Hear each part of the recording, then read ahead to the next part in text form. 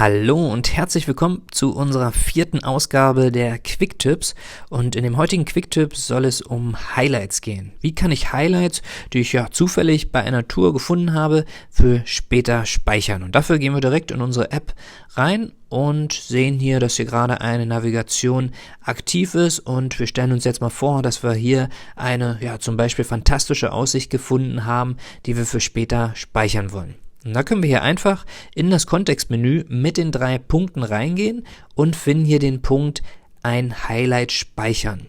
Und da klicken wir einfach mal drauf und sehen, dass wir da auch nochmal die Meldung bekommen, dass das Highlight gespeichert wurde, und sehen dann auch gleich, dass da so ein Symbol mit einem Sternchen hinterlegt wurde. Wir können jetzt unsere Tour einfach weiterfahren und nehmen wir mal an, wir finden da nochmal ein schönes Highlight auf der Strecke, dann können wir das so häufig wiederholen, wie wir möchten. Und das Tolle ist, dass das sowohl im Navigations- wie auch im Tracking-Modus funktioniert.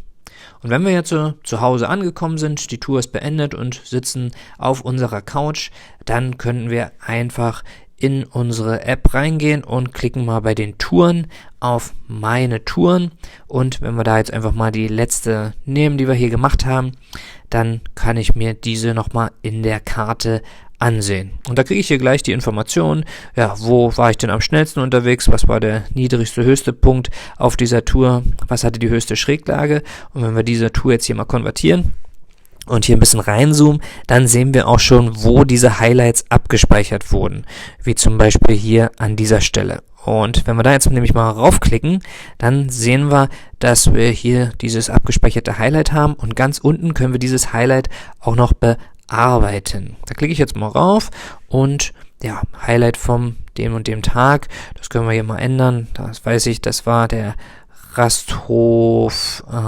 Parforce Heide.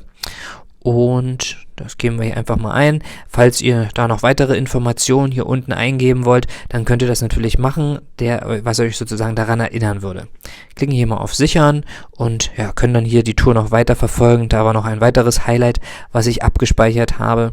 Und das Tolle ist jetzt, wenn ich zum Beispiel unter Suchen mal gehe, kann ich hier natürlich die typischen Sachen, die ihr kennt, Tankstellen, die Biker-Treffs und Sehenswürdigkeiten mir angucken, aber ich kann auch unter meine Favoriten klicken, und da sehe ich schon, welche ich da abgespeichert habe. Zum Beispiel der Rasthof, den ich gerade eingepflegt habe, und noch eine Tankstelle, die ich als besonders günstig empfunden habe. Und wenn ihr die jetzt einmal anklicken würdet, dann würdet ihr sozusagen genau dorthin navigieren wieder, und falls ihr die jetzt nochmal bearbeiten wollt, hättet ihr unter Android-Geräten die Möglichkeit, mit einem langen Klick auf diesen Punkt, diesen zu bearbeiten, oder bei iOS-Geräten einmal nach rechts wischen, und dann habt ihr hier die Option, entweder das Highlight zu löschen oder nochmal zu bearbeiten, und dann könnt ihr hier nochmal einen Text hinzufügen, damit ihr nochmal wisst, um was es sich da gehandelt hat.